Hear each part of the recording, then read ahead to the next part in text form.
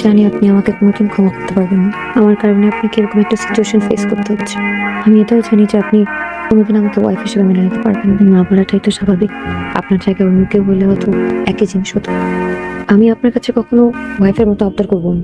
আপনি আপনার লাইফ যেভাবে ইচ্ছে সেভাবে সাজাতে পারেন। আপনার যা ইচ্ছা আপনি তাই করতে পারেন। আমার প্রতি আপনার কোনো দায়বদ্ধতা নেই। সরি, আসলে এমন একটা সিচুয়েশন পরিবারের উপর থেকে রিসেন্টলি যা গেল, এরপরে আমি আমার বাবার সাথে ফাইট করতে পারিনি। তুমিকে অনেক ভালোবাসি, আমি আমাকে অনেক ভালোবাসি। আমার জীবনে একটা মানুষ থাকার পরেও আমি অন্য আরেকটা মানুষকে বিয়ে করেছি। আমার যে কি করা উচিত এটাই বুঝতে পারছি না।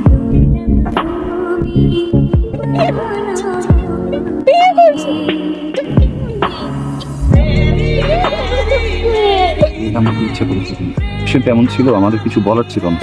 বাবার সাথে অনেক বড় ঝামেলা হয়ে যেত। তুমিও আমার সাথে থাকতে চাই না, আমি ওনার সাথে থাকতে চাই না।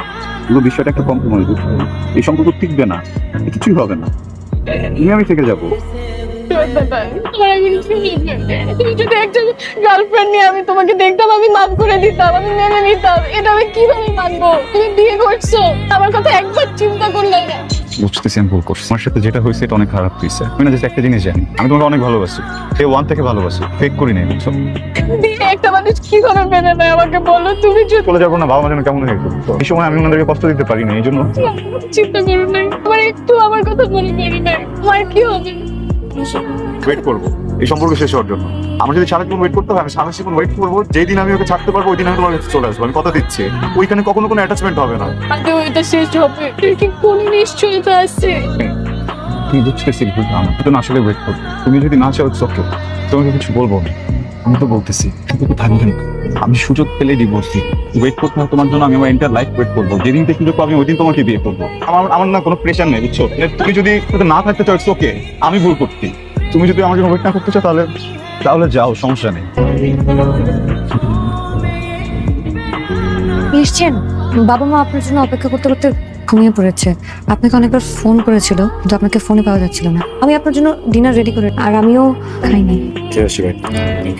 আমার সাথে দেখতে জি আজকে সবকিছু বলে এসেছি। জি এটাও বলেছি এদিকে সবকিছু সর্ট আউট করার পরে আমি এই সম্পর্কটা শেষ করে বিয়ে করবো। শুরুতে শুরুতে একটু কান্নাকাটি করছি, পরে বুঝে বললাম আসলে অনেকদিনের সম্পর্ক তো কেউই কাউকে ছাড়া থাকতে পারবো না, এই জিনিসটা তো বুঝি। কিন্তু দেখেন আমি না আপনার জীবনের ভালো মানুষ না হতে পারলেও আপনার জীবনের খারাপ মানুষটা হতে চাই। আমি চাই না যে সেলফিশের মতো নিজেরটা নিজে গুছিয়ে দেন হঠাৎ করে আপনাকে ডিভোর্স দিয়ে গায়েব হয়ে যেতে। ভাইয়ের কাছে শুনেছি আপনি জব করতে চাইতেন, জি শুরু করছেন না কেন? শুরু করে দেন। এখানে আপনি আপনার মতো এক্সপিরিয়েন্স গ্যাদার করতে থাকেন, একটা ভালো সময় বুঝে বাইরে কোথাও ট্রাই করবেন।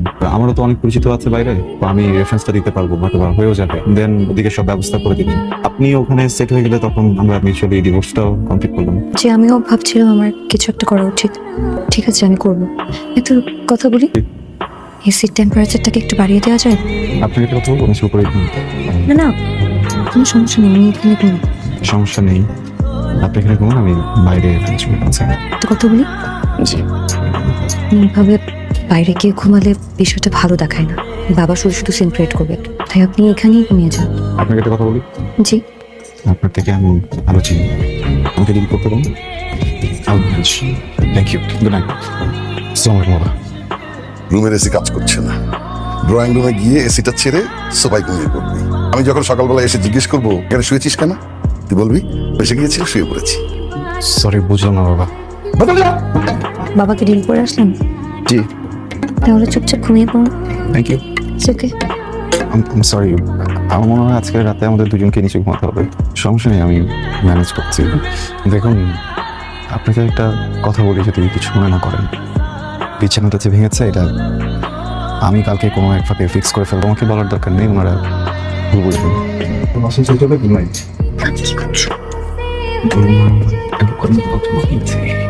মিঠুর বাড়ির ছাদের ছেলেটা আছে না, পিচ্ছিটা, ওকে নিয়ে ঢুকতে গিয়েছিলাম। তো বিছানার উপর লাফাতে বিছানটা ভেঙে ফেললো। কিন্তু আমার বেদনা দিকে যাচ্ছে। বাবা যদি গিয়ে দেখে বিছানা ভাঙ, তোমাকে আমাকে বুঝবে না।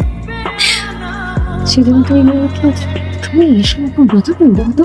বাবা তো পেয়েছো, এখানে লুকিয়ে আছে, তাড়াতাড়ি আসো। কিছুদিন আগে যে মানুষটাকে ভালোবেসে বিয়ে করেছি, আজকে তারই ছোট ভাই আমার হাজবেন্ড। কিন্তু কিছু করার ছিল না, আমার কিছু বলার ছিল না। যখন আমি ভেবেছি যে ঠিক আছে এবার কোনোভাবে সংসারটাকে গুছিয়ে নিন, তখন দেখলাম সেও আমাকে ছেড়ে দিয়ে তার জীবনটা গোছাতে চায়। এখানেও তো আমার কিছু বলার নেই, কিছু করার নেই। কিছু কিছু মানুষ পৃথিবীতে আসলে কিছু করতে আসে না, আমি হয়তো ওই মানুষগুলোর ভিতরে একজন। আম রিয়েলি সরি, আসলে আমার আজকে একটু ঘুম থেকে উঠে দেরি হয়ে গেছে তো, সেজন্য নাস্তাটা বানাতে একটু লেট হয়ে গেল। প্রবলেম নেই, আমি একটু বেরোচ্ছি। আপনি প্লিজ না নাস্তাটা করে যান। আমি একটু রাশ সাথে এখন বেরোতে হবে, খাবো না। 2 মিনিট লাগবে বসে নাস্তা। কথাটা কেন বুঝতে পারছো? আমার যদি ক্ষুধা থাকতো আমি নিজে খেয়ে প্লিজ। Thank you. তুমি একটা বলো, যেই খাবারটা খাবো এটার জন্য তুমি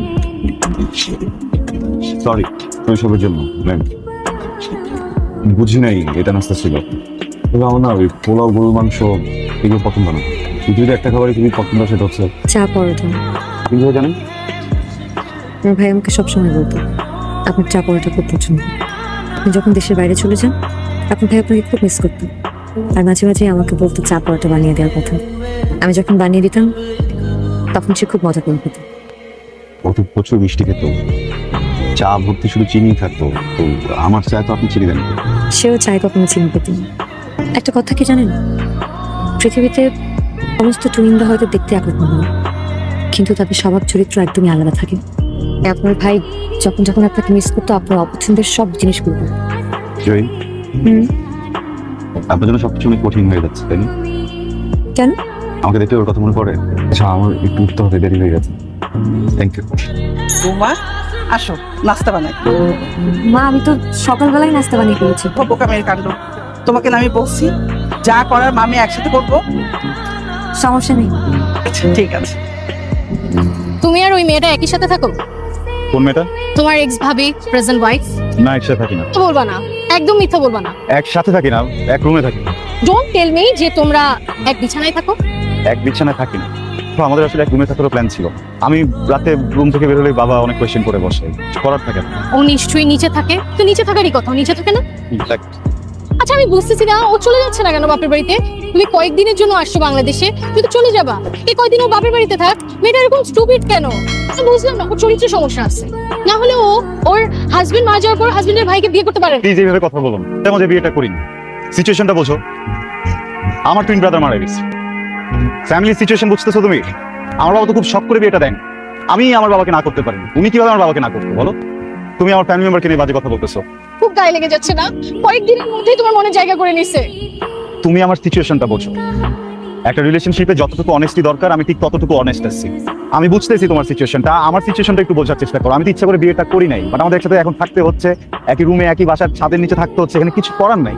বাট আমি যেভাবে তোমার পিছনে তোমার ট্রাস্ট রাখার চেষ্টা করতেছি, আমি যত এফোর্ট দিচ্ছি তুমি সম্মানটা আমাকে দিচ্ছ না, উল্টো তুমি আমার ফ্যামিলি মেম্বার থেকে ছোট করে কথা বলো। আয়ান, তুমি আমার সিচুয়েশনটা বুঝতে পারতেছো? আমি ছোটবেলা থেকে কোন সিচুয়েশনে বড় হইছি? আমার বাবা আমার মাকে চিট করছে, এখন সেম জিনিস আমার সাথে হচ্ছে। আমি দেখতেছি যে তুমিও আরেক সেই জিনিস ফেস করছো না তুমি, প্লিজ। না, তোমার বাবাও তোমার মাকে না বলে একটা বিয়ে করে ফেলছিল। আমি হয়তো তোমাকে না বলে এটা করছি, বাট আমি নিজে সে তোমাকে এটা করতে। হ্যাঁ, আমি তোমার কাছে মিথ্যা বলছি, অন্য কেউ তোমাকে সেটা বলছে, কিন্তু সেটা লুকাইতে পারতাম। কদিন পর আবার চলে যাবো বাইরে, আমি কয়েকদিন তোমাকে সবকিছু লুকিয়ে তোমার সাথে এইভাবে দেখা করে ঘুরে ফিরে চলে যেতে পারতাম। আই এম সরি, দোষটা আমার। তুমি যদি এটার জন্য আমাকে কোনো পানিশমেন্ট দিতে চাও, আমার কিছু বলার নেই, আমাকে দাও। আমি সরি, দোষটা আমার। আমার আমার ভাই আর নাই, আমার দিকেরই প্রবলেম। আমি কি বলবো? I am sorry. এটা কি আমার মেনে নেওয়া সহজ? এভাবে বলো প্লিজ, ভালো তো বাসি তাই না? না হলে তো এত কিছু এই পর্যন্তই আসতো। ঠিক আছে, আমিও সরি। সরি, এক্সকিউজ মি জয়, আপনি প্রত্যেক দিন কেন এখানে অপেক্ষা করেন বলুন তো?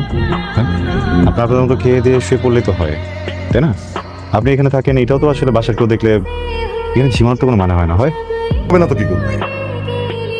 বিয়ে করেছো, এখন সংসার গুছাবে, তা না?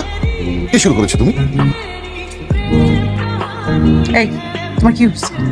ছেলেটার সাথে এই ধরনের ব্যাপার করতেছো কেন? ছেলেটা আমার কতদিন পর দেশে আসছে, বন্ধু বান্ধবের সাথে একটু সাক্ষাৎ করতে দেরি হয়ে গেছে। না, দেখা করে রাত করে বাড়ি ফিরবে কেন? ওর ঘরে বউ নাই? আরে বাবা ঠিক আছে, সব ঠিক আছে, তুমি একটু শান্ত হও। তোমার মাথা ঠিক নেই, বৌমার সামনে এইসব কথা বলতে হবে? কি করবো? তুমি কি করবো? এক্সকিউজ মি, আপনি ঘুমাচ্ছেন? জি জি, শুনুন, আপনি ঘুমাচ্ছেন? বলুন। আপনার সাথে একটু কথা বলা যাবে? জি। আমি তো অনেক লেট করে আসছি, আপনি আমাকে খাবারের কথা জিজ্ঞেস করলেন না, আমি খাবো কিনা খেতেও বললেন না।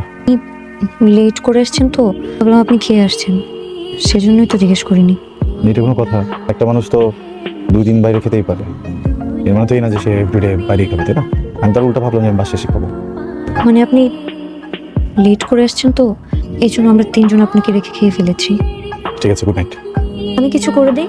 না, প্রয়োজন নেই। একটা কথা কি জানেন, মানুষের বাসায় ফ্রিজ কেন থাকে? না, সবার জন্য রান্না করা হয়। কেউ যদি কোনো কারণে একদিন না খেতে পারে, খাবার জন্য ফ্রিজে রেখে দেওয়া হয়, পরে লাগলে জিনিস খাবারটা গরম করে খাওয়া হয়। ঠিক আছে? তো হবে না, খাবো না। ফাইন, কোনো বন্ডিং নাই। লিগলি ওয়াইফ তো গড নোজ আমার ভাই আদৌ খেয়ে থাকতো না কি করতো।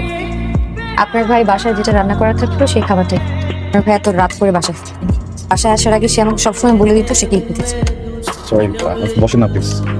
আসলে খেতে লাগলে না আমার মাথাটা ঠিক থাকে না, মাথা গরম হয়ে যায়। সরি। It's okay.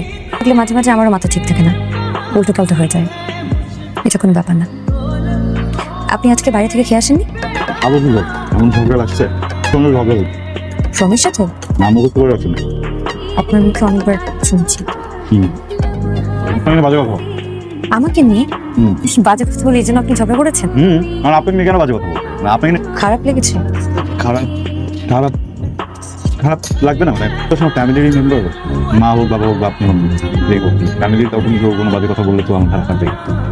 কিন্তু আপনার তাই বলে আপনার গার্লফ্রেন্ডের সাথে ঝগড়া করাটা ঠিক হয়নি। শুধু সুন্দর তো করাটা তো স্বাভাবিক না। আর আপনি যে ওনার সাথে ঝগড়া করলেন, এখন তো উনি ভাববে যে আপনার আর আমার মধ্যে সত্যি সত্যি কোনো কেমিস্ট্রি আছে। এটা কিন্তু একদম ঠিক করেননি আপনি। মানুষরা একটু সন্দেহ করে, এটা খুবই স্বাভাবিক। আমি যখন এখান থেকে যাই, আপনি তো জানেন আমি কি যাই, কিন্তু আপনাকে বলেছি কেন তুমি সুন্দর করো না। আমি আপনাকে কিভাবে সন্দেহ করবো? আমি তো সন্দেহ করার সেরকম অধিকার নেই। কে বলেছেন? আপনি তো আমার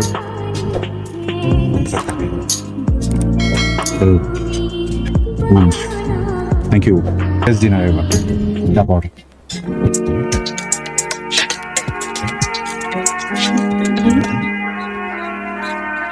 সামির, কেন? আমি তোমাকে সারপ্রাইজ দিতে চাইছিলাম, তুমি উল্টা আমাকে সারপ্রাইজ দিয়ে দিলা। তোমাকে চিট করছিল বলতো? আয়ান তো আমি এখানে এটা পরে বলতেছি, এটা জিজ্ঞেস করছি, এটা উত্তর দে। কেউ কিভাবে কথা বলছিস? একটা মেয়ের সাথে কিভাবে কথা বলতে জানোস না? বের হ এখান থেকে। ওর করছে তোরে বাঁচানোর জন্য আমি এসেছি। যা এখান থেকে যা। ওর কোনো দোষ নাই, ওর কোনো দোষ নাই। তাহলে কার দোষ? ওর গায়ে টাচ হয়েছে, ও হার্ট হয়েছে, খুব লেগে গেছে না?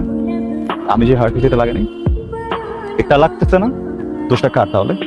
ওর যদি দোষ না থাকে দোষটা কার? দোষটা কি তোর দোষ? আয়ান, তা তোমার আমার সিচুয়েশনে তুমি নিজেকে আমার জায়গায় দাঁড় করায় দেখো। তুমি একটা মেয়ের সাথে 5 বছর সম্পর্কে ছিলা, ছেলের সাথে শুধু দেখছো, এটা তুমি মেনে নিতে পারো নাই। তুমি ছেলের গায়ে হাত তুলে ফেলছো। আমি তাহলে এখন কি করবো? আমি কাকে মারবো? আমি তো কাউকে মারতে পারতেছি না। দেখো, বলা অনেক সহজ যে অপেক্ষা করবো, কিন্তু করা এত সহজ না। পারছো অপেক্ষা করতে? কি হইলো আজকে? আজকে আমাদের সিচুয়েশন কি, কোথায় নিয়ে এসে আমাদেরকে দাঁড় করাইছে? তুমি আমাকে অপশন দিতে হবে, দিতে চাও তুমি আমাকে ছেড়ে চলে যেতে পারো। এটা তো করার দরকার ছিল না, তাই না? এখন যদি তুমি তোমার ওয়াইফকে ডিভোর্স দিয়েও আমার কাছে চলে আসো, আমি তারপরও তোমার সাথে যাব না, কারণ আমার সেই বিশ্বাসটা তোমার উপর থেকে চলে গেছে। ডিভোর্স লেটার পাঠিয়ে দিন। Listen, I'm sorry.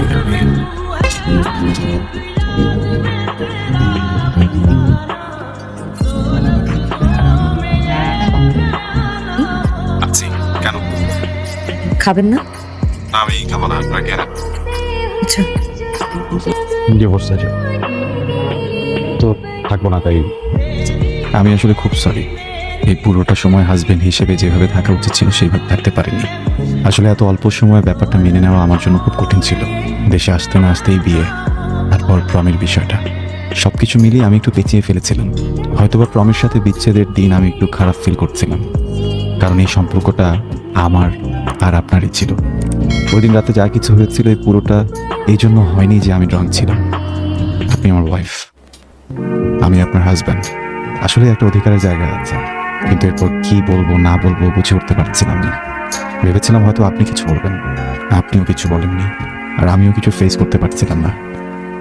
কিন্তু এখন বলতে চাই, আমি আপনাকে ভয়ঙ্করভাবে ভালোবাসতে চাই, একটা সুন্দর সংসার সাজাতে চাই।